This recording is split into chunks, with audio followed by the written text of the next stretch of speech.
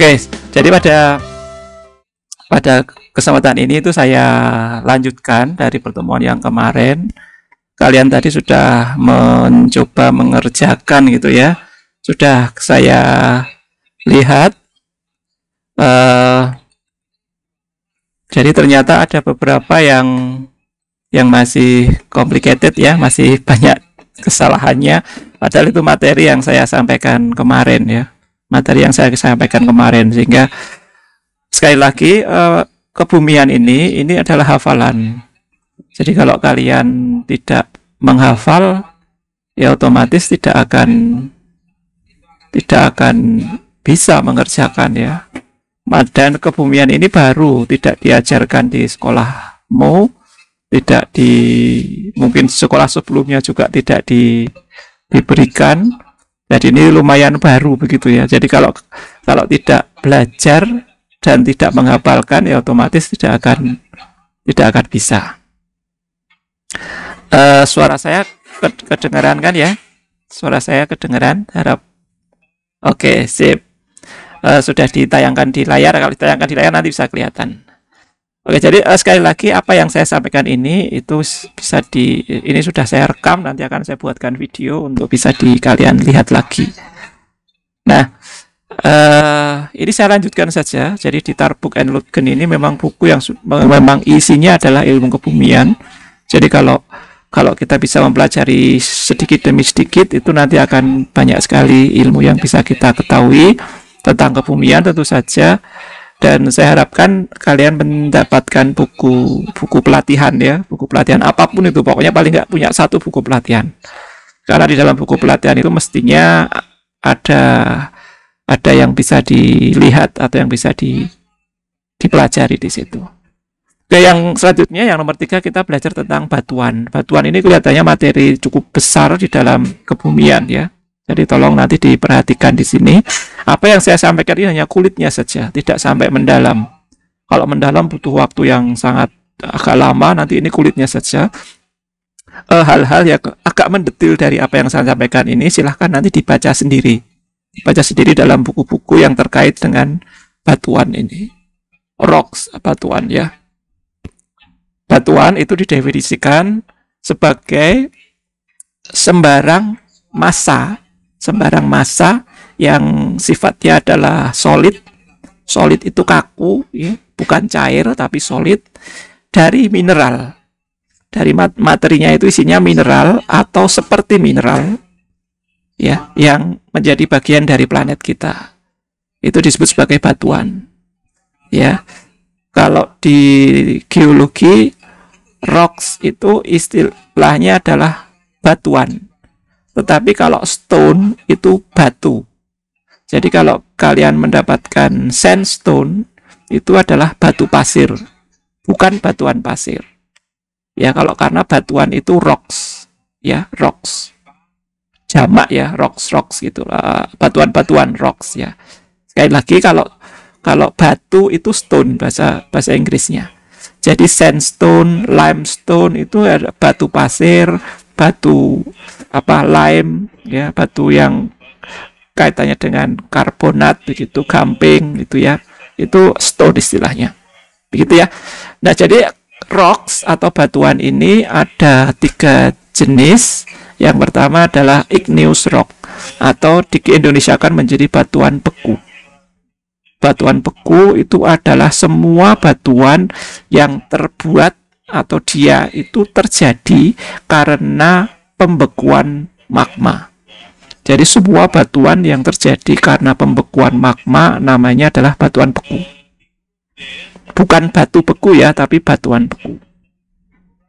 Nah, nanti ada bagian-bagiannya lagi.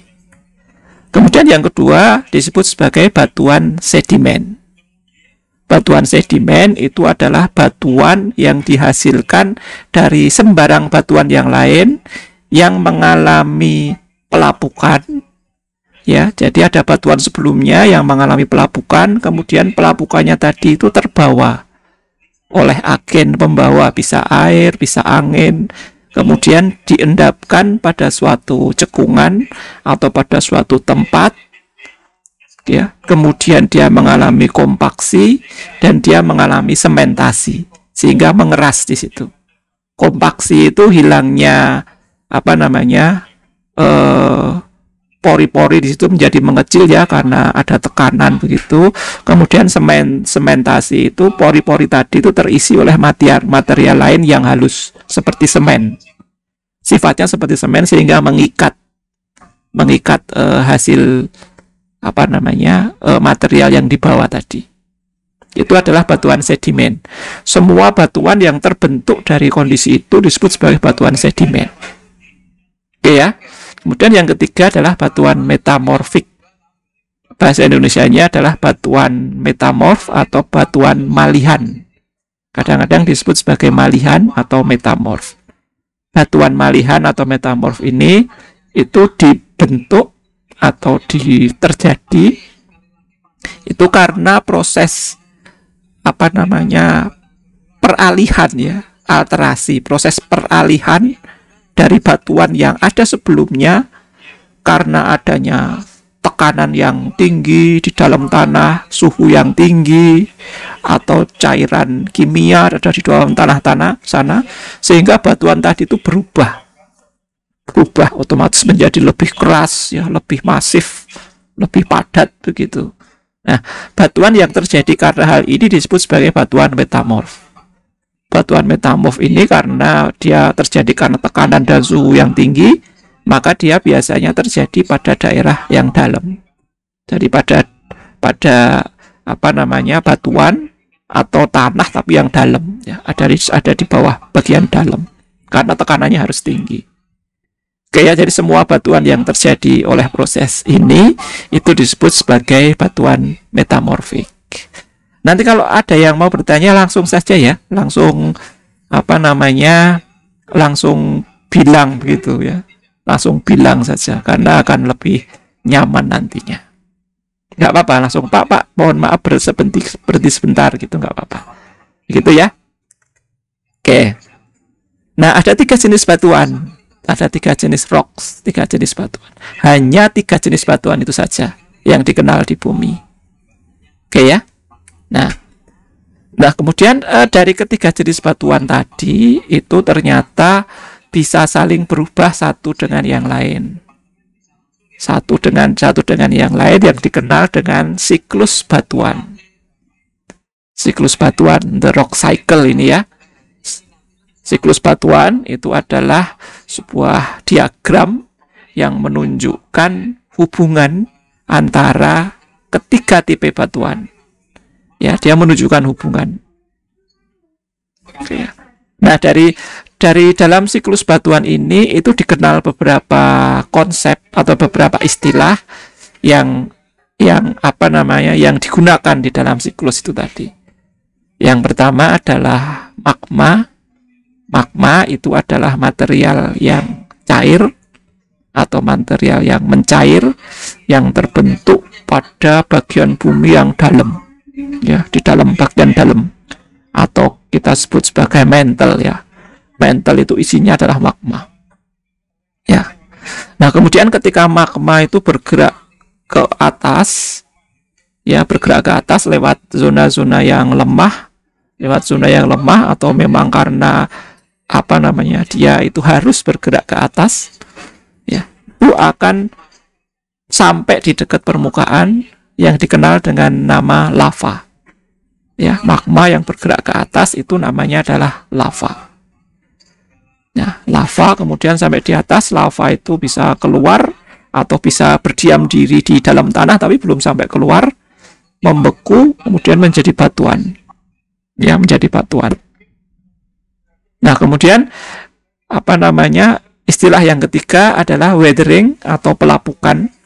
Pelapukan itu adalah sebuah proses di mana batuan yang sudah ada sebelumnya itu terpecahkan karena ada air, angin, cuaca atau kehidupan di situ. Ya, jadi batuan yang sebelumnya ada besar begitu itu terpecahkan sedikit demi sedikit. Itu namanya weathering atau pelapukan bahasa Indonesianya. Nah, kemudian istilah yang keempat adalah sedimen. sedimen itu adalah hasil dari pelapukan. Ya, sedimen itu biasanya berbutir kecil ya, ukurannya bisa pasir, bisa kerikil, bisa kerakal, bisa apa lebih kecil dari pasir lagi, atau sampai ke ukuran apa namanya lempung begitu ya. Itu adalah hasil dari sedimen, hasil dari weathering, hasil dari pelapukan itu tadi. Oke, ya, jadi sudah paham siklusnya kira-kira. Nah, ini gambarnya kira-kira semacam ini. Jadi ada magma yang dari bawah sana, dari mantle naik ke atas, ya, naik ke atas. Sebagian magma tadi itu bisa sampai permukaan menjadi gunung api, ya, menjadi gunung api. Tapi sebagian yang lain itu tetap ada di dalam, ya, tidak sampai permukaan. Nah, kalau magma yang sampai keluar permukaan itu namanya adalah ekstrusif magma. Kemudian kalau yang magma tidak sampai di permukaan namanya intrusif magma. Ya, intrusif sama ekstrusif. Tentu saja yang ekstrusif ini karena magma panas ke atas itu dia akan mengalami pendinginan. Pendinginannya lebih cepat bila dibandingkan dengan magma yang masih ada di dalam ini. Dia juga akan mendingin, tapi pendinginannya lebih lambat. Ya, jadi ini contohnya semacam ini. Ya, ketika magma atau lava mendingin dan menjadi beku, maka akan terbentuk batuan beku. Nah, jadi ketika magma yang keluar tadi itu membeku atau yang masih di dalam sini ini itu mendingin, mengeras, itu disebut sebagai batuan beku. Batuan beku terjadi karena pembekuan magma. Ya, jadi batuan beku tadi dibedakan dari tempatnya, dari mineral yang ada di dalamnya. Kalau yang masih di dalam gini ini itu biasanya pembekuannya itu lambat karena masih anget-anget di situ ya. Itu akan terbentuk mineral yang berbeda dengan batuan beku yang keluar, sampai keluar. Apalagi kalau kalian melihat TV ya di Kilauea di Hawaii, itu magma itu keluar membentuk lava langsung kena air laut ya. Kena air laut. Jadi pembekuannya cepat sekali. Langsung jadi batu. Kena air laut langsung jadi batu, kena udara langsung jadi mengeras gitu. Nah, itu pembekuannya cepat sekali. Oke ya. Nah, jadi batuan beku terbentuk karena itu. Oke ya. Nah, kemudian batuan beku yang ada biasanya di bagian atas ini itu akan mengalami kena cuaca, kena angin, kena udara, begitu dia akan menjadi terkena apa namanya menjadi pecahan-pecahan kecil ya, pecahan-pecahan kecil ya. Kemudian pecahan kecil tadi akan terbawa oleh banjir, terbawa oleh air hujan dan sebagainya yang akan terendapkan ya, terendapkan. Kemudian terendapkan ya, biasanya kalau namanya terendapkan itu di daerah cekungan ya, bisa di laut, bisa di danau, bisa di pinggir sungai gitu ya. Itu akan terendapkan sedimen tadi. Nah, sedimen tadi akan kalau waktu berganti waktu dia akan terus tambah terus ya, tambah terus sehingga saya akan punya sedimen yang berlapis-lapis di sini nih. Ya, kayak sedimen yang lapis-lapis. Nah, bagian bawah sedimen itu lama-lama akan mengeras. Ya, batuan sedimen yang di bawah tadi sedimennya akan mengeras, akan lama-lama akan menjadi batuan sedimen. Ya, batuan sedimen. Jadi ada batuan yang di bawah akan menjadi batuan sedimen. Nah, kalau ini sedimentasinya itu jalan terus, maka kita akan punya batuan sedimen yang tebal gitu ya, berlapis-lapis mulai dari bawah sampai atas. Berlapis-lapis. Tebalnya berapa ya, bisa tebal sekali. Kalian lihat di Gunung Kidul itu juga batuan sedimen berlapis-lapis sampai atas. Ketebalannya bisa sampai 1,5 kilo ya, batuan tebal sekali. Nah, ketika batuan sedimen tadi terbentuk, nah seperti kita ketahui dari yang saya jelaskan kemarin itu di bumi kita itu kan ada tektonik ya. Jadi ada plat-plat atau kerak-kerak samudra maupun kerak benua yang saling bertabrakan begitu, sehingga menimbulkan mekanik di situ ya, tenaga mekanik yang saling membagi sehingga batuan itu bisa jadi pecah, kemudian melengkung dan sebagainya, atau bisa jadi dia akan tenggelam ke bawah. Ya, akan tenggelam, pokoknya akan mengalami tekanan dan tinggi, suhu dan yang tinggi karena dia semakin dalam semakin panas begitu. Maka batuan sedimen ini biasanya akan menjadi batuan metamorf. Ya, batuan metamorf. Tapi di samping itu juga batuan metamorf itu juga bisa terjadi dari batuan beku. Batuan beku itu yang masih belum sampai ke permukaan, jadi dia belum mengalami sedimentasi, tetapi sudah terkena tekanan ya. Jadi ketika dia sudah dingin, dia terkena tekanan dan suhu tinggi, kemudian dia berubah menjadi batuan metamorf. Begitu ya, langsung menjadi batuan metamorf. Oke, batuan metamorf yang ada di bawah, karena adanya di bawah, kemudian dia juga bisa terkena peristiwa tektonik lain lagi, sehingga batuan metamorf tadi akan tercampur dengan magma menjadi meleleh lagi. Tetapi bisa juga batuan metamorf ini akan muncul ke permukaan ya, ke atas ini, kemudian mengalami erosi atau mengalami weathering lagi, pelapukan lagi. Nah, sehingga batuan metamorfik ini akan terlapukan dan membawa material-material sedimen lagi. Nah, kira-kira siklusnya semacam ini ya, siklus batuan. Jadi batuan metamorf itu bisa jadi dari batuan sedimen, bisa dari batuan beku. Kemudian batuan beku ini secara garis besar dia berasal dari magma di dalam. Ya, magma ini bisa jadi karena memang dari mantel bumi, juga bisa terjadi karena batuan metamorf yang terhancurkan. Jarang sekali batuan sedimen ini langsung menjadi magma, karena batuan sedimen ini harus berjalan dulu sampai dalam supaya dia menjadi bagian dari mantel. Maka dia harus berubah dulu menjadi batuan metamorf. Ya, baru dia bisa menjadi atau bisa terlalu panas dan ikut dalam bagian mantel bumi. Oke ya, kira-kira rock cycle-nya seperti itu. Ya. Batuan sedimen ini juga bisa naik ke atas dan terkena weathering lagi. Jadi batuan sedimen ini bisa terkena weathering. Jadi yang terkena weathering atau pelapukan itu bisa batuan beku, bisa batuan metamorf, bisa batuan sedimen. Hasilnya apa? Mesti sedimen. Hasilnya mesti batuan sedimen. Oke, begitu ya. Jadi rock cycle kira-kira semacam itu.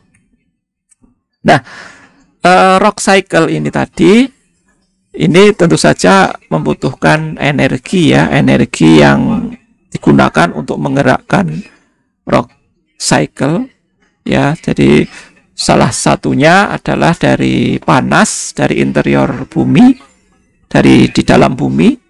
Itu dia bertanggung jawab terhadap pembentukan batuan beku ya, igneous rock, dan pembentukan batuan metamorf atau metamorphic rock ya. Jadi panas yang ada di dalam bumi tadi dalam bentuk magma, dalam bentuk mantle, panas dari mantle tadi itu bertanggung jawab terhadap pembentukan batuan beku dan batuan metamorf.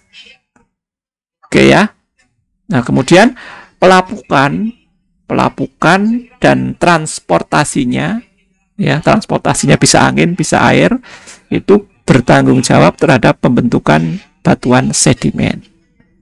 Jadi pokoknya kalau ada pelapukan terus tertransport itu mesti terbentuk batuan sedimen.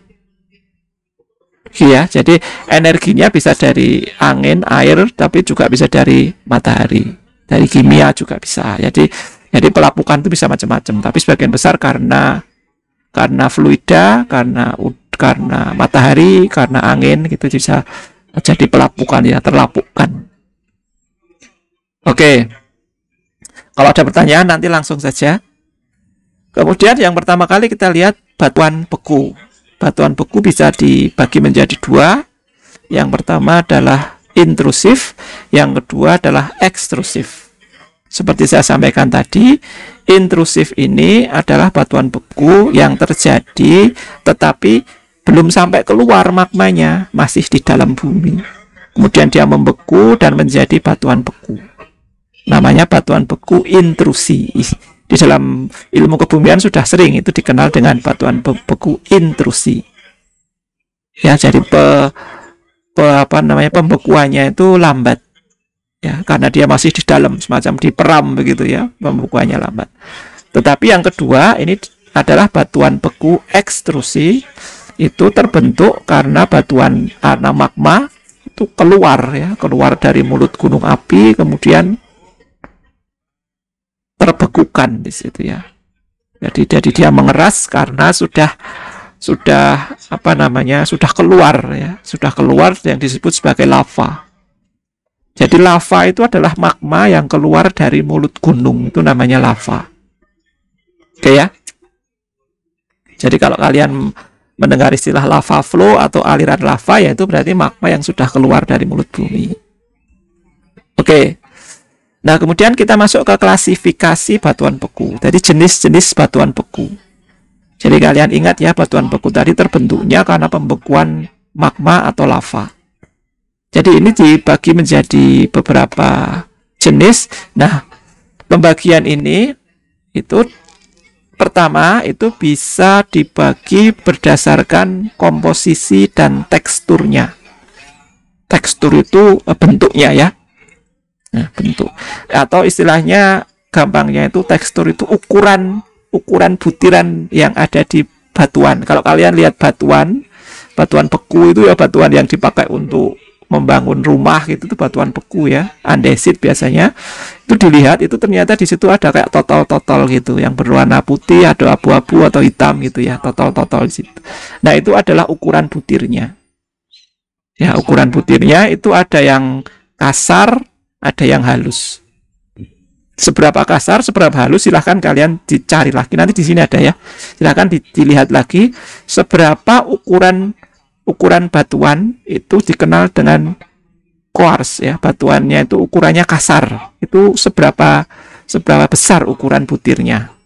Ya, jadi kalau kalian pernah mendengar istilah pasir kasar, pasir halus, itu kan mestinya ada ukurannya ya, yang namanya pasir kasar itu ukurannya segini, pasir halus ukurannya segini. Ini juga ada ukurannya.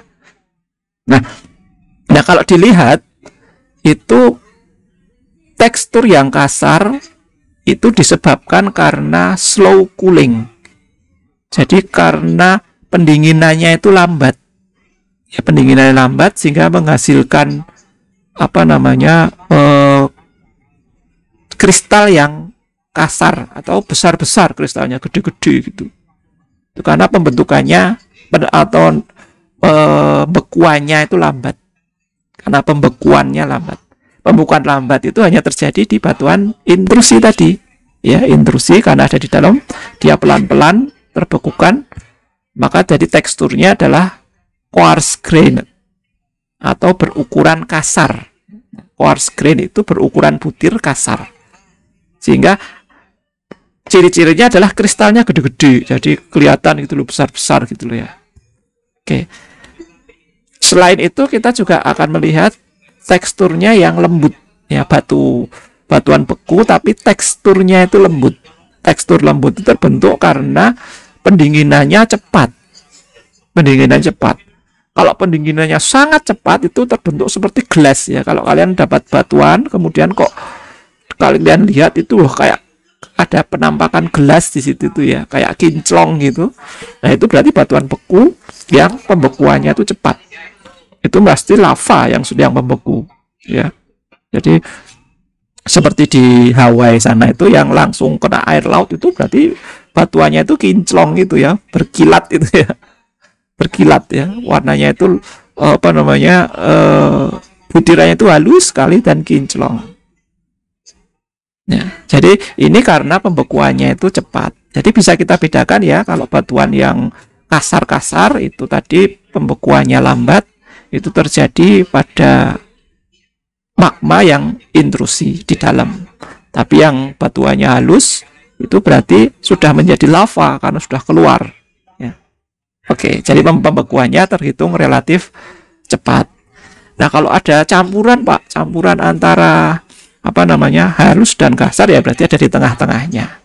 Jadi ilmu geologi itu ilmu yang tidak pasti ya. Dia ilmu yang berdasarkan logika dan hafalan, sehingga tidak pasti. Kalau di luar negeri ilmu geologi itu atau kebumian itu masuk di IPS, ya, ilmu sosial, karena tidak eksak, ya, bukan sains, ya, bukan ilmu pengetahuan, bukan perhitungan begitu ya, eksak, tetapi ilmu sosial. Gitu ya. Tapi kalau di kita geologi masuk di teknik yang memang benar-benar hitungan gitu ya. Oke, ini adalah contohnya batuan beku dengan tekstur yang kasar. Jadi kalian mungkin pernah melihat semacam ini ya, tekstur yang kasar. Kalau kalian punya granit, nah itu contoh dari batuan beku dengan tekstur yang kasar. Berarti ini batuan beku ini terbentuk dari magma yang mendingin di dalam tanah, bukan sampai keluar. Nah, itu membentuk tekstur semacam ini. Quartz ini bukan quartz tapi quartz, ya, quartz granite igneous texture. Kalau yang ini adalah batuan beku tapi yang halus. Batuan beku yang halus. Nah, berarti sudah menjadi lava sebelumnya karena magma sudah keluar. Kemudian mengalami pendinginan dengan agak cepat, sehingga mineral-mineral di sini itu tidak terbentuk atau belum sampai mengkristal, tidak seperti ini. Kalau ini sudah mengkristal. Kalau seperti ini berarti masih original, masih original magma gitu ya, belum terbentuk kristal. Nah, sehingga masih halus begini.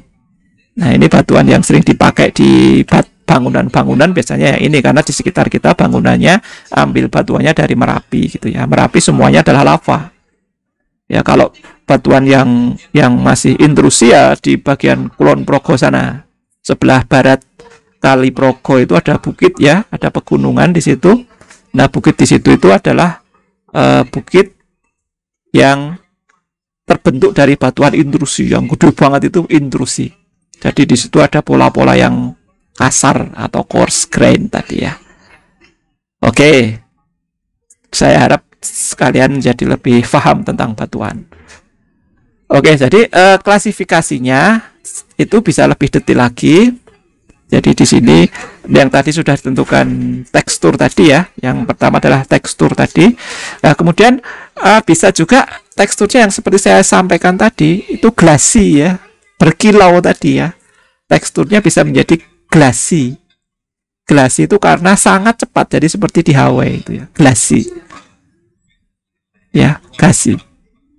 Nah, kalau di situ tuh campur, ya berarti di situ namanya adalah porfiri. Ya, teksturnya adalah porfiri. Jadi tekstur itu ada 4 ya, tekstur batuan. Ya, yang pertama itu tadi, ini tadi quartz grain, fine grain atau berukuran butir kasar, berukuran butir halus, kemudian glassy sama porfiri. Sebagian besar di Indonesia itu porfiri ini karena campuran ya, campuran. Jadi tidak cepat sekali karena tidak langsung kena air gitu ya. Jadi pelan-pelan juga terbentuknya, atau intrusi tapi dekat dengan permukaan. Jadi tidak terlalu cepat dan tidak terlalu lambat sehingga terbentuk porfiri. Teksturnya adalah porfiri. Oke, jadi oleh karena itu dihasilkan bentuk kristalnya itu tidak gede-gede tapi juga tidak kecil-kecil, atau bervariasi, ada yang gede ada yang kecil gitu.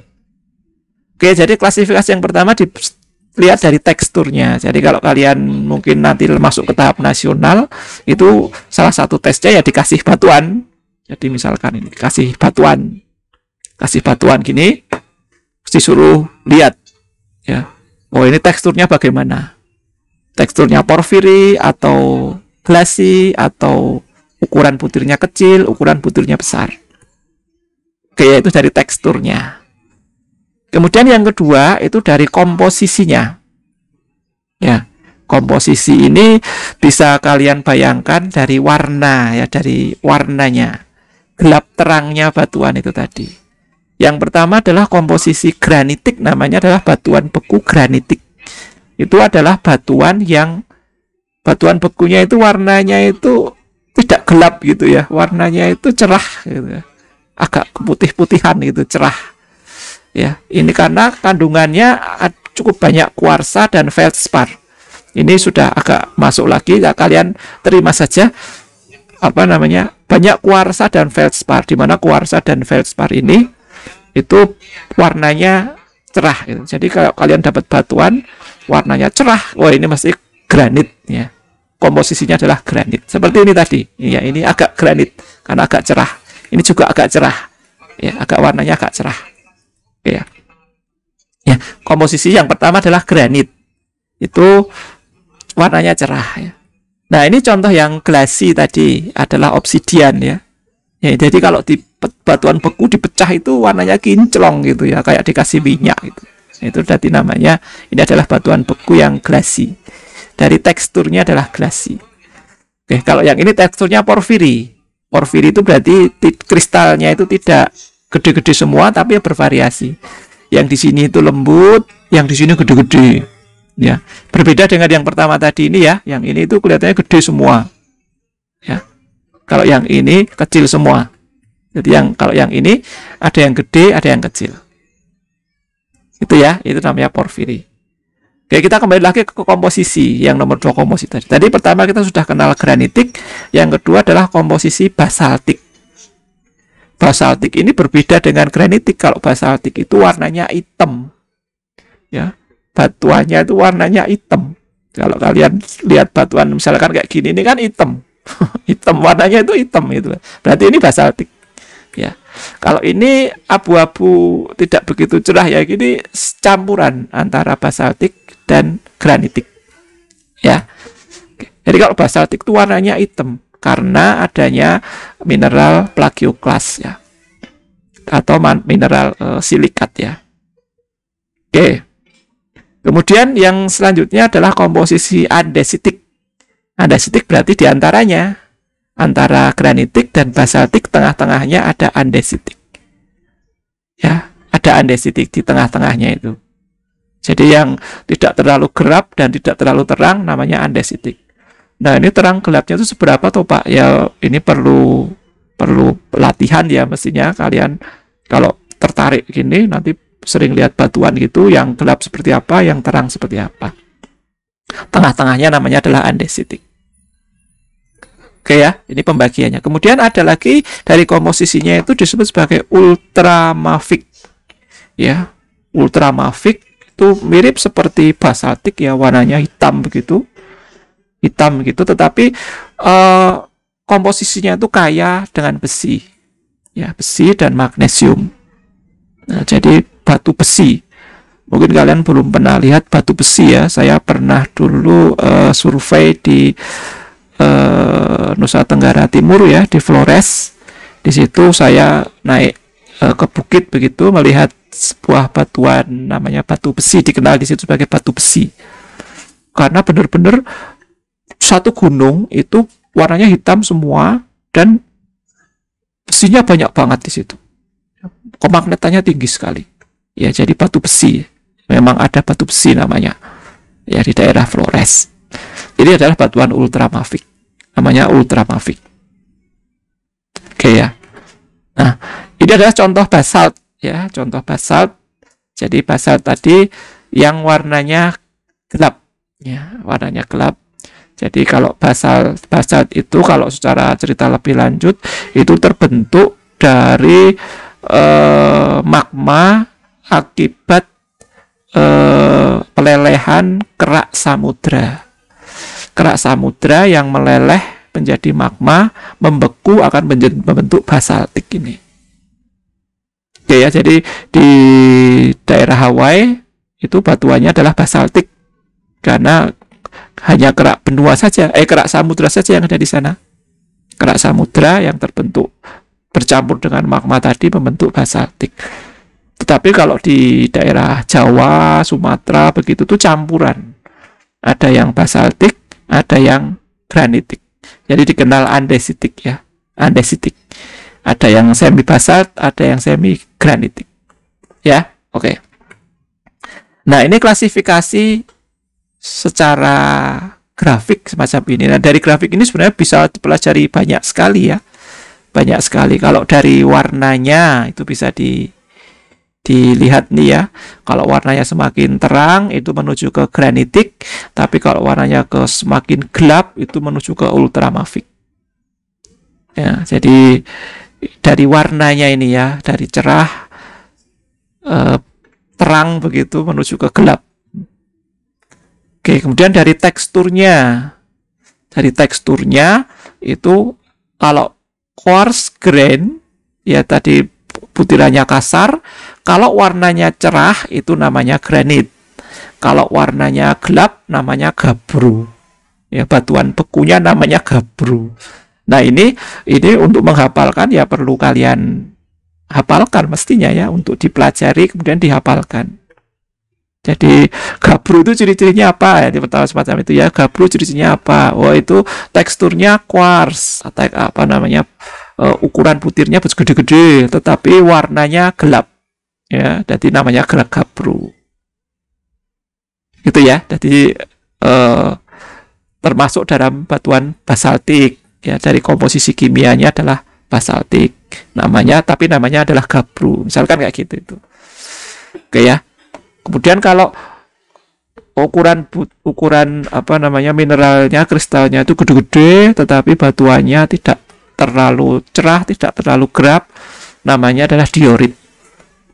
Ya, diorit. Tapi kalau peteng banget gitu ya, gelap banget, namanya adalah peridotit.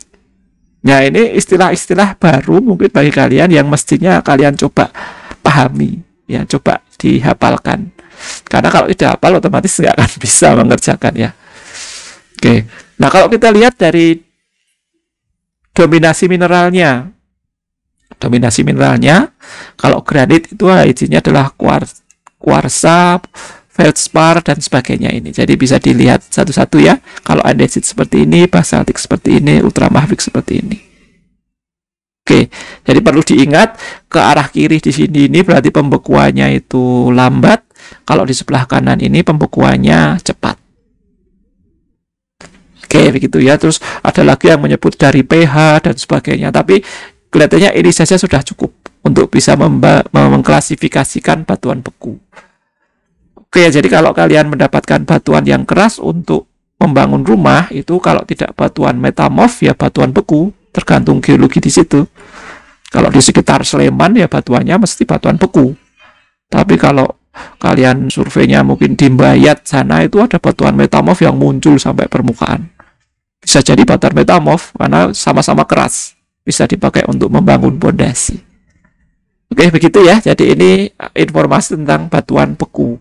Baru, sekali lagi ini baru buat kalian, tidak dipelajari di geografi pun tidak ya.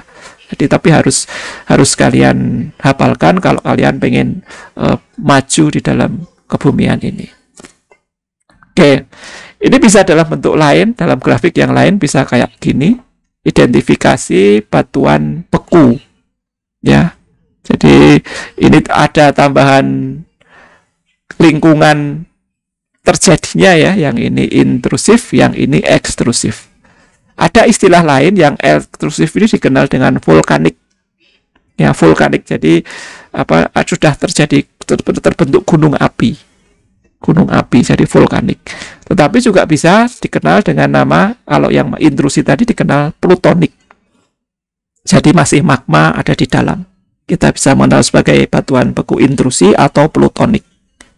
Ya, ini ada istilah baru. Ya, plutonik sama vulkanik. Jadi ini sama, nama-namanya ini sama ya. Oke. Nah,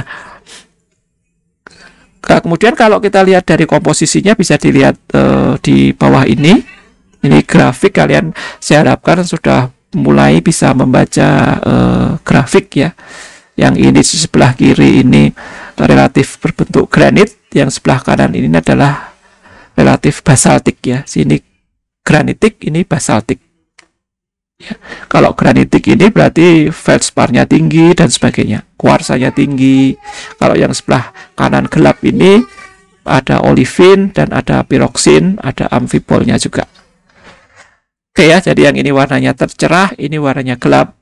Densitasnya ini lebih ringan daripada basaltik. Nah, ini ada sifat yang lain lagi, yaitu densitas atau berat jenisnya.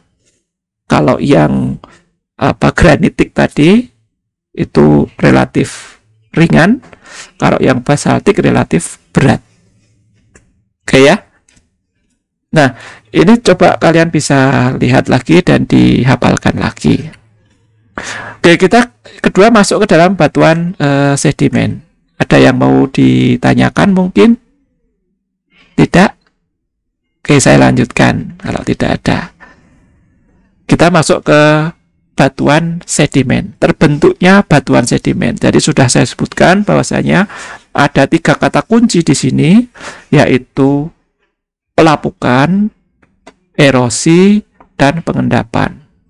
Pelapukan, erosi, dan pengendapan. Tadi pelapukan sudah ya. Sekarang erosi. Erosi itu adalah efek dari pelapukan dan terpindahnya material yang lapuk tadi dari posisi semula. Namanya erosi. Kalian mungkin sudah tahu ya. Kalau di pantai itu atau di bibir pantai tebing begitu, kemudian ada batu gamping yang ambrol begitu, itu namanya erosi. Jadi karena adanya pelapukan, maka sebagian dari batuan itu akan hilang, akan terbawa entah kemana ya. Itu namanya adalah erosi. Oke ya. Nah, kemudian deposisi atau pengendapan itu jika ada agen erosi, ada apa namanya ada orang lain gitu ya, ada orang lain yang membawa erosi tadi ke tempat tertentu ya, ke tempat tertentu, bisa dekat bisa jauh ya. Jadi orang lain itu tadi bisa air, bisa angin, atau gravity ya, jatuh longsor gitu, itu juga agen erosi ya. Nah, sehingga bisa membawa yang bagian yang erosi tadi ke tempat lain. Kemudian di tempat lain itu akan terendapkan, itu namanya adalah deposisi. Jadi dia meletakkan, agen tadi itu meletakkan barang yang dia bawa tadi ke tempat baru, itu namanya adalah deposisi atau pengendapan. Gitu ya. Nah, kemudian yang selanjutnya itu ada istilah yang lain adalah kompaksi dan sementasi. Jadi setelah batuan tadi itu terendapkan, itu dia akan mengalami kompaksi. Kompaksi itu adalah peristiwa seperti apa, sedimen tadi yang saya sudah endapkan tadi itu di squeeze gitu ya, diayak begitu atau dikoyak-koyak begitu sehingga menjadi lebih padat ya, lebih padat atau pemadatan. Oke, bisa menjadi lebih kompak ya, bisa menjadi lebih padat. Itu disebut sebagai sedimen. Kalau kita bilang menjadi tanah gitu ya. Kalau kalian berada di pinggir sungai, kemudian kalian melihat ada tanah yang terbentuk akibat endapan sungai, itu disebut sebagai kompaksi. Jadi di situ sudah terbentuk tanah. Nah, kemudian ketika kompaksi itu semakin banyak misalkan, maka yang bagian bawah itu akan terjadi sementasi. Ya, terjadi sementasi karena apa namanya, pori-pori hasil sisa dari kompaksi tadi akan terisi oleh fluida yang mengandung mineral. Jadi bisa fluida yang mengandung apa namanya, kuarsit, bisa mengandung kuartsa, bisa feldspar dan sebagainya yang bersifat sebagai semen. Dia akan mengikat butir-butir yang sudah diendapkan tadi. Oke ya. Jadi namanya adalah sementasi. Kalau sudah sementasi berarti sudah terbentuk batuan sedimen. Udah relatif lebih keras. Kalian mungkin yang di Sleman, kalau tinggal di Sleman itu mengenal padas ya, batu padas. Batu padas itu lebih keras daripada tanah, tapi lebih lunak daripada batuan sebenarnya. Itu berarti dia pada tahap sementasi. Ya, dia sudah mulai agak keras. Kalau udah keras bener ya berarti sementasinya sudah mengering. Sudah mengering yang menjadi batuan sedimen. Oke ya. Nah, batuan sedimen bisa dibagi menjadi 2 klasifikasi utama. Ya, klasifikasi utama atau grup utama yang dikenal. Satu adalah batuan sedimen klastik. Istilahnya adalah klastik. Batuan sedimen plastik. Ya, batuan sedimen klastik itu adalah semua batuan yang terjadi karena diendapkan. Ya, terjadi karena diendapkan, karena tertransport tadi diendapkan menjadi batuan sedimen klastik. Itu ya, batuan sedimen klastik. Kemudian yang kedua, ini adalah batuan yang terjadi atau dikenal dengan batuan sedimen kimiawi. Di sini disebut sebagai batuan sedimen kimiawi. Ya, batuan sedimen kimiawi yang terjadi karena apa namanya? Tanah yang sebelumnya ada di situ itu hilang airnya. Ya, hilang airnya secara kimia dan terbentuk material yang baru sehingga mengeras, ya, sehingga akan terbentuk batuan sedimen. Jadi prosesnya beda, prosesnya tidak mengalami apa namanya sementasi, tidak mengalami pengerasan karena terbawa transport tadi, tapi karena memang di tempat itu pula dia akan mengeras. Ya, dia akan mengeras di tempat itu pula. Oke, jadi yang kembali lagi ke sini, yang batuan sedimen klastik tadi itu bisa didefinisikan lagi atau bisa dibagi lagi cabangnya sebagai ukuran partikelnya. Ya, jadi batuan sedimen klastik itu bisa dibagi menjadi ukuran partikelnya. Nanti ada di situ ya. Mungkin bisa menjadi pasir kasar, terus kemudian clay, lempung, kemudian lem ya di bawahnya lempung, kemudian shale di bawahnya lempung lagi, ukurannya lebih kecil lagi gitu. Jadi berdasarkan ukuran partikelnya. Oke ya, jadi dikenal yang dari ukuran ini dikenal adalah shale. Shale itu ukurannya yang paling lembut sekali ya. Jadi batuan sedimen yang dikenal dengan shale ini lembut sekali. Ya. Jadi padat gitu ya. Kemudian yang kedua adalah sandstone, batu pasir ya. Batu pasir itu berarti masih ada pori-porinya di situ. Kemudian yang ketiga adalah konglomerat. Konglomerat ukurannya lebih gede-gede lagi. Lebih gede-gede daripada pasir. Kalau pasir itu menengah ya. Batu pasir itu menengah. Oke. Ini adalah contoh shale. Shale itu karena ukuran butirnya kecil, ya berarti batuannya itu rapat begitu ya, karena ukuran butirnya kecil. Ini contoh shale dengan fosil daun. Jadi pada saat terbentuknya ini banjir begitu, lapisan dengan material yang kecil tadi menutupi daun, kemudian membatu, daunnya menjadi fosil. Oke ya, banyak sekali shale itu yang menangkap fosil ya, karena shale itu kan lempung ya, dia bisa menjebak apa saja. Banyak hewan-hewan laut tuh yang menjadi fosil berada di dalam shale. Ketika shale-nya dibuka pelan-pelan itu akan nampak kerangkanya, jadi nampak bentuk fosilnya akan kelihatan. Oke ya. Kalau yang ini adalah contoh konglomerat. Konglomerat itu berarti gede-gede ya, bermacam-macam ukuran tapi gede. Konglomerat itu ada dua yang disebut sebagai matriks sama fragmen. Matriks itu adalah batuan kecil-kecil yang mengisinya di sini nih. Kalau fragmen itu yang gede-gede ini. Jadi fragmen itu bisa jadi batuan beku. Jadi batuan beku yang bentuknya apa namanya bulat-bulat ini ya, namanya konglomerat. Jadi kalau saya pengen bagi lagi, konglomerat itu ada dua, yang namanya konglomerat sama breksi. Kalau konglomerat itu batuannya ini bulat-bulat, kalau breksi itu runcing-runcing ya. Ini orang geologi itu kok senangnya bagi-bagi. Ya memang seperti itu, karena ada bedanya.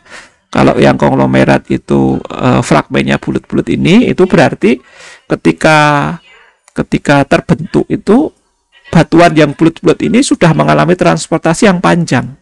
Jadi ini mesti jauh sekali tertransport ya. Karena kalau batuan yang di sungai tapi batuannya itu bulat-bulat itu berarti dia sudah menggelinding dari atas sana sudah cukup jauh sehingga bentuknya bulat. Tapi kalau yang disebut sebagai breksi itu fragmennya ini runcing-runcing, lincip-lincip itu berarti batuan tadi belum sempat tergelinding, berarti dia terendapkan di dekat dengan pelapukan dia, longsor atau runtuh atau pecah begitu, belum sempat gelinding, jadi belum berbentuk bulat ya, masih lincip-lincip begitu dan tersedimentasi di situ. Oke, dibagi dua ya, konglomerat menjadi breksi sama konglomerat. Oke. Oke, nah kemudian kalau dari batuan sedimen yang kimiawi atau chemical yang sering dikenal itu disebut sebagai limestone. Ya. Limestone ini adalah yang kalian kenal dengan batu gamping ya. Batu gamping. Kalau kalian ke Gunung Kidul itu bagian bawahnya adalah limestone. Batu gamping. Batu gamping atau limestone itu terbuat atau tersusun batu gamping itu dari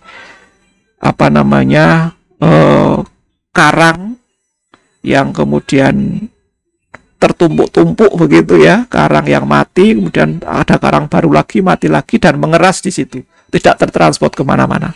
Itu disebut sebagai batu gamping. Berarti kalau Gunung Kidul itu batu gamping, berarti Gunung Kidul dulu adalah laut. Gunung Kidul dulu adalah laut. Karena karang itu hanya terbentuk di laut. Ya. Contohnya adalah limestone. Jadi dia tidak tertransport kemana-mana. Dia ya ada di situ, terbentuk kemudian mengeras. Ya.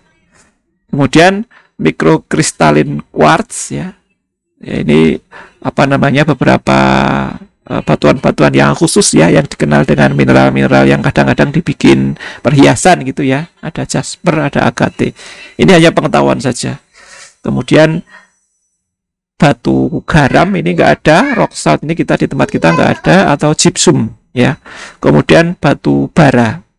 Ya, batu bara itu terjadi di situ karena dulunya hutan, kemudian ada air naik, kemudian material-material bio, kayu dan sebagainya tadi itu tertumpuk di situ, tidak tertransport kemana-mana, kemudian mengeras menjadi batu bara ini, coal ini ya. Nah, jadi kalau yang chemical sedimentary rocks ini tidak tertransport kata kuncinya. Kalau yang pertama tadi klastik itu mengalami transport, kalau yang chemical ini tidak tertransport. Jadi batuan sedimen itu ada yang tertransport yang disebut sebagai klastik, dan yang tidak tertransport yang disebut sebagai chemical ini ya, batuan sedimen terbentuk karena kimiawi. Oke ya, ini dua grup utamanya. Ini adalah contohnya fossiliferous limestone. Ya, dari limestone yang mengandung jejak fosil di situ ya. Karena limestone ini adalah batu gamping, ya otomatis fosil-fosilnya, karena batu gamping itu biasanya batu gamping kan terbentuk dari reef ya, reef atau karang itu ya, karang. Reef itu biasanya terjadi pada laut yang tidak dalam, lautan dangkal gitu, mesti banyak sekali biota di situ. Banyak sekali ikan-ikan kecil, banyak sekali hewan-hewan yang tumbuh di situ, hidup di situ. Jika kadang-kadang hewannya mati, kemudian tertimbun oleh karang yang mati, juga akan terbentuk fosil. Jadi limestone ini cukup banyak merekam fosil. Fosil terutama fosil yang hidup di sekitar situ. Begitu? Nah, ini adalah klasifikasinya. Ini juga kayak batuan beku tadi, juga ada bermacam-macam namanya. Nah, ini kalau dibagi menjadi dua, yang pertama dari batuan sedimen klastik, yang kedua adalah batuan sedimen kimiawi. Ya, ada klastik, ada kimiawi. Kalau yang klastik tadi dibagi berdasarkan ukuran ada kasar, medium, fine, very fine. Ya, jadi kasar, medium, lembut, sangat lembut. Berapa ukuran butirnya Pak? Nah, ini sudah ada. Kalau yang sangat lembut itu kurang dari 1/256 mm. 1/256 mm. Kalau fine itu 1/256, 1/16 sampai 1/256 mm. Kalau medium itu 1/16 sampai 2 mm. Kalau kasar itu lebih dari 2 mm. Padahal 2 mm itu kecil ya. Ya, segitu itu. Nah, kemudian ini batuannya bisa dikenal ya. Ini batuan sedimennya adalah gravel dari ukurannya, tapi batuannya namanya konglomerat sama breksi. Seperti saya sebutkan tadi ya, yang konglomerat itu bulat-bulat begitu, bunder-bunder begitu, tapi yang runcing-runcing itu namanya adalah breksi. konglomerat dan breksi. Jadi kalau ada pertanyaan apa bedanya breksi sama konglomerat ya.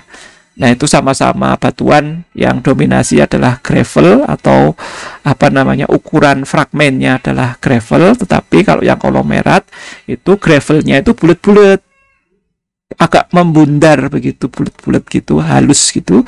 Kalau yang breksi itu fragmennya atau gravelnya runcing-runcing. Kalau dikaitkan dengan pengendapannya ya otomatis yang runcing-runcing tadi sekali lagi itu dia diendapkan tidak jauh dari tempat dia tererosi. Tempat dia terpindahkan itu tidak jauh. Karena masih runcing-runcing. Tapi kalau sudah bulat-bulat, apalagi bulatnya itu sudah kayak bola-bola gitu ya. Bulat-bulat agak sempurna gitu, berarti dia transportnya sudah jauh sekali. Sudah jauh. Nah, oleh karena itu kalau kita dapat batuan di sungai yang di arah dekat Gunung Merapi sana, itu masih runcing-runcing. Tetapi kalau sudah sampai di Bantul, kalau kita dapat batuan ya mesti sudah bulat-bulat ya. Jadi sungai-sungai di Bantul itu batuannya bulat-bulat. Coba kalian nanti main ke Imogiri atau ke Piungan begitu ya. Kalau ketemu batuan hasil dari Merapi itu mesti sudah bulat-bulat. Nah, itu kalau terendapkan nanti jadi batuan namanya konglomerat. Nah, kemudian yang ukurannya medium, ini sedimennya namanya adalah sand. Batuan sedimennya adalah batu pasir atau sandstone. Kemudian yang ukurannya fine, ini sedimennya masih lumpur namanya ya, sedimennya lumpur atau clay atau lumpur atau lempung begitu. Ini namanya adalah siltstone atau batu silt ya, batu silt. Kemudian yang paling lembut sendiri namanya adalah shell. Shell itu bahasa Indonesianya kadang-kadang orang bilang batu lanau ya, batu lanau itu diterjemahkan dalam shell. Bahasa Inggrisnya adalah shell, bahasa Indonesianya batu lanau. Itu ya. Ini adalah pembagian dari batuan sedimen klastik. Oke, kemudian kalau yang kanan ini adalah pembagian batuan secara kimia. Ya, secara kimia itu otomatis bisa menjadi 3 ciri-cirinya ya. Ini komposisinya berarti dari sisi kimianya, kemudian yang tengah ini dari sisi fisikanya, jadi ukuran dan sebagainya. Kemudian yang kanan ini adalah namanya. Oke, bisa kalian hafalkan ya, bisa kalian coba lihat dan hafalkan. Oke, tapi yang sering muncul itu tadi seperti ditunjukkan di sini tadi, yaitu limestone, kual, batuan beku seperti batuan evaporit ya, evaporit seperti gypsum atau rock salt, itu batuan garam. Di Indonesia tidak ada ya, jadi ini ada batuan yang kaya akan garam dan mengembang, jadi mirip seperti intrusi begitu, ada yang di luar negeri. Di kita, geologi kita tidak mengenal ya, kubah garam istilahnya ya. Oke. Nah, dari sini itu kita bisa katakan bahwasanya apa yang nampak dari batuan sedimen itu kalau sama orang geologi itu bisa menjadi kunci bagaimana dan di mana batuan itu terbentuk. Ya, bagaimana dan di mana batuan itu terbentuk. Jadi misalkan saja contohnya seperti ini ya. Saya punya di suatu tempat itu ada batuan yang masuk dalam kelas shale dan masuk dalam kelas sandstone. Contohnya saja di Muara ya, di Muara ada shale, ada sandstone, di mana itu terbentuk pada saat yang sama. Saya bisa katakan bahwasanya daerah yang banyak dengan batu sandstone-nya itu mesti dia ada di Muara tetapi dekat dengan daratan, bila dibandingkan dengan Muara yang dekat dengan laut. Karena apa? Karena batu pasir itu akan terendapkan duluan karena dia lebih berat bila dibandingkan dengan lumpur ya. Lumpur itu akan tertransport lebih jauh. Nah, sehingga bisa dikatakan kalau di situ akan ketemu shale, di situ akan ketemu sandstone. Nah, itu bisa diprediksi, oh dulu arah sungainya itu dari sini. Dari sungainya itu dari arah sandstone dulu, kemudian nanti menuju ke arah shale. Itu salah satu contoh ya. Sehingga orang-orang geologi itu dengan melihat batuan yang ada di beberapa tempat di suatu lokasi, dia bisa bercerita kira-kira terbentuknya itu kayak apa dulu sini itu. Begitu ya. Ini yang ditunjukkan dari slide ini. Jadi feature dari batuan sedimen itu merupakan clue atau petunjuk bagaimana dan di mana batuan itu akan terbentuk. Oke. Oke, gitu. Kemudian kita lanjut ke batuan metamorf ya, batuan metamorfik. Batuan metamorfik itu kita harus mengenal istilah yang pertama adalah metamorfisme.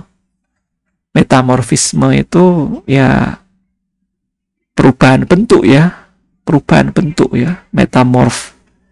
Ya, metamorf. Jadi kalau kalian ada yang suka main games itu ya, di dalam games itu misalkan alien begitu ya, alien yang berubah bentuk, itu namanya dia mengalami proses metamorfisme. Metamorf, ada jadi judul film ya, metamorf. Jadi dia morph ya, bahasanya dari MORPH, itu morph, itu dia berubah. Kalau metamorf dia itu berubah menjadi batuan yang meta ya. Meta itu berarti tidak sama dengan sebelumnya. Jadi dia berubah tidak sama dengan sebelumnya. Jadi dari kata morph gitu ya.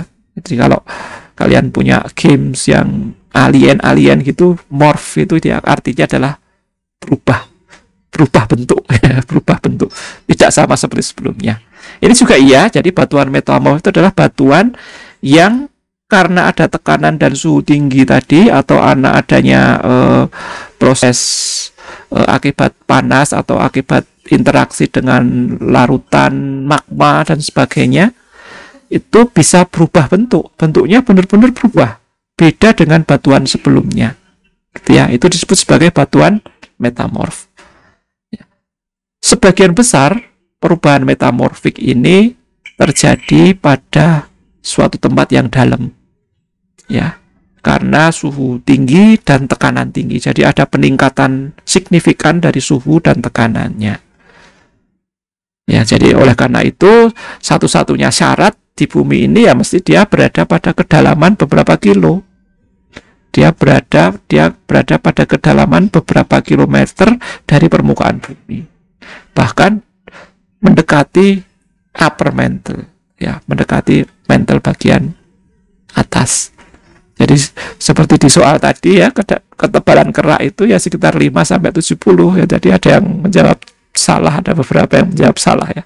Jadi ini tolong dihafalkan. Jadi saya melihat dari hasil latihan tadi itu kok kelihatannya kok belum maksimal ya dari kalian menghafal, karena soal itu hanya saya create dari penjelasan saya kemarin. Jadi masih kurang dalam menghafalnya.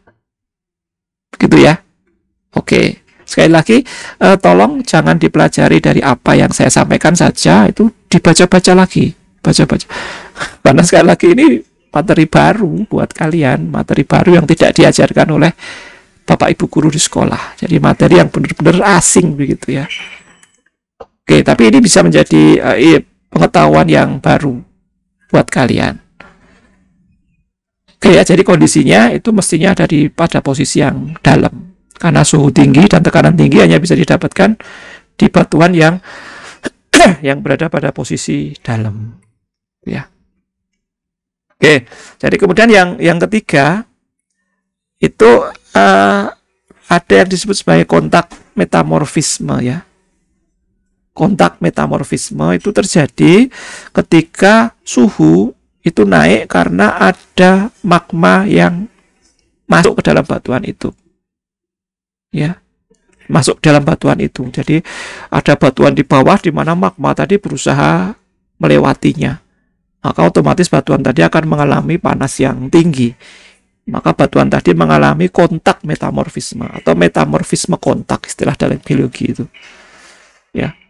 Metamorfisme kontak ini menyebabkan suhunya akan menjadi tinggi. Suhu batuan itu akan menjadi tinggi. Nah, tentu saja batuan ini akan mengalami metamorfisme kontak kalau dia dekat dengan tubuh dari magma itu tadi.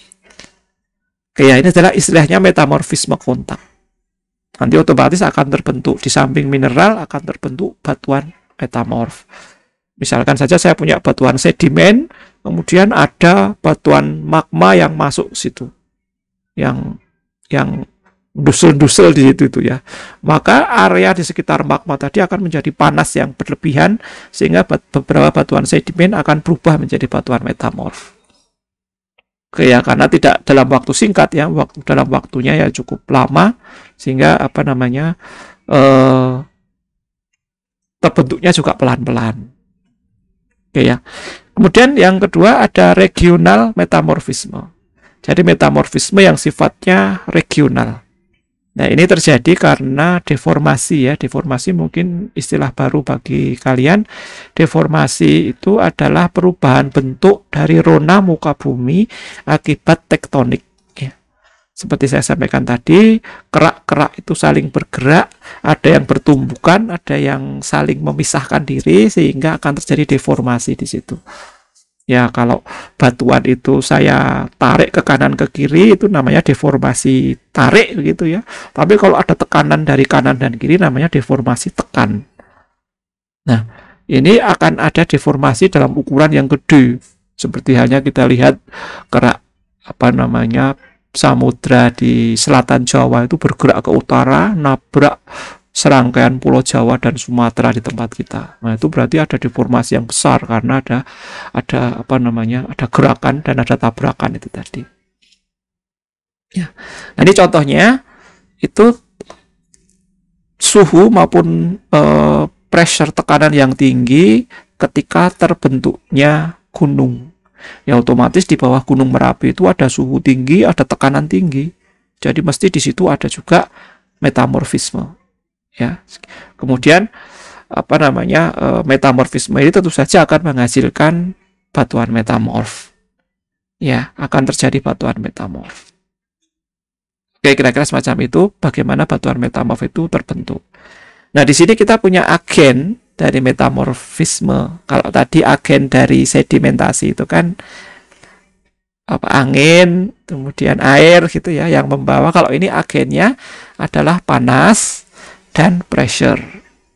Ya, panas ini atau kalor ini akan memberikan energi yang digunakan untuk membuat reaksi kimia menjadi mineral yang baru. Batuannya itu memiliki mineral yang baru. Kemudian pressure ini akan memberikan tekanan sehingga batuan itu akan lebih kompak lagi, lebih padat lagi, sehingga lebih keras. Ya, lebih keras, lebih berat, lebih padat karena adanya tekanan. Kalau suhu tadi akan merubah secara kimiawi, jadi sehingga didapatkan mineral yang berbeda, tetapi kalau pressure akan memberikan tekanan. Begitu? Oke. Nah, ini adalah contoh ilustrasi bagaimana metamorfisme itu terbentuk ya. Jadi ini adalah contoh dari batuan sedimen tadi terbentuk seperti ini. Nah, kemudian karena sedimen ini ada terus, maka batuan ini akan berada di sisi bawah sehingga dia berbentuk batuan sedimen yang padat gitu ya. Nah, batuan sedimen yang padat ini tentu saja kalau misalkan area di tempat kita tadi itu berada di dalam satuan segmen apa namanya kolisi namanya ya, collision ya. Collision itu antar dua kerak benua yang saling bertabrakan. Contohnya di Himalaya itu ya, pegunungan Himalaya itu terjadi karena lempeng benua Asia bertabrakan dengan lempeng benua Eurasia, Euro ya, tabrakan di situ. Tabrakan sehingga menjadi gunung yang tinggi seperti ini. Seperti yang tinggi. Jadi ada lempeng benua di sini sama di sini yang bertabrakan. Nah, otomatis kalau dua benua yang saya tabrakkan, wah di situ akan terjadi tekanan dan suhu yang tinggi sehingga batuan yang awalnya hanya batuan sedimen ini mungkin akan terdosek ke sana sehingga menjadi terdeformasi ini ya. Ini istilahnya terdeformasi, bentuknya itu berubah menjadi kayak gini misalkan, ada tekanan gitu ya. Jadi kayak kalau kalian punya kue lapis yang kalian tekan itu mesti akan bentuknya tidak karuan ya gitu kan. Nah, ini tekanan dan suhu tinggi di situ sehingga bisa menjadi batuan metamorf. Ini adalah proses metamorfisme, contoh proses metamorfisme. Oke ya, jadi kita akan mendapatkan batuan yang awalnya itu stratanya horizontal menjadi stratanya berundulasi semacam. Nah, strata berundulasi ini nanti dipelajari dari kajian ilmu geologi yang namanya geologi struktur ya. Geologi struktur, pakai hitung-hitungan sedikit nanti ya. Jadi di situ nanti menjelaskan apa namanya bentukan-bentukan akibat zona yang mendatar ini yang terkena tekanan. Namanya geologi struktur. Ada antiklin, ada sinklin dan sebagainya. Oke, sampai sini ada yang mau ditanyakan?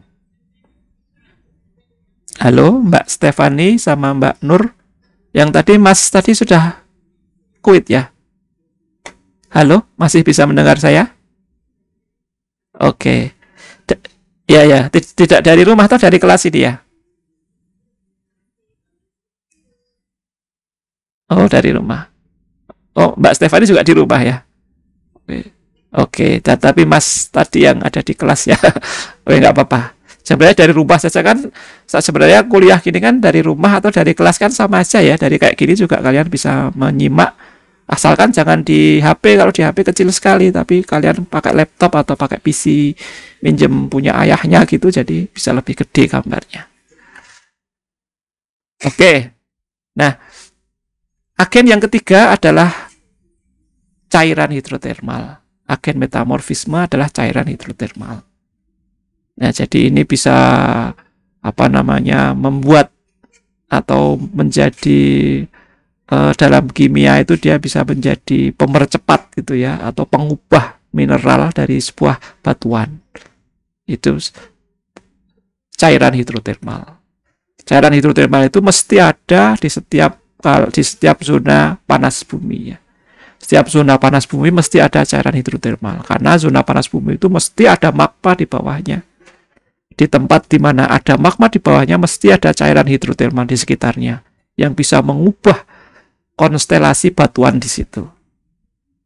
Gitu ya.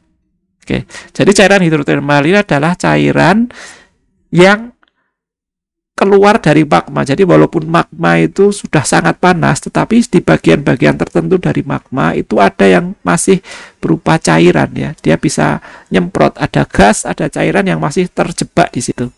Ya, terjebak di dalam magma itu.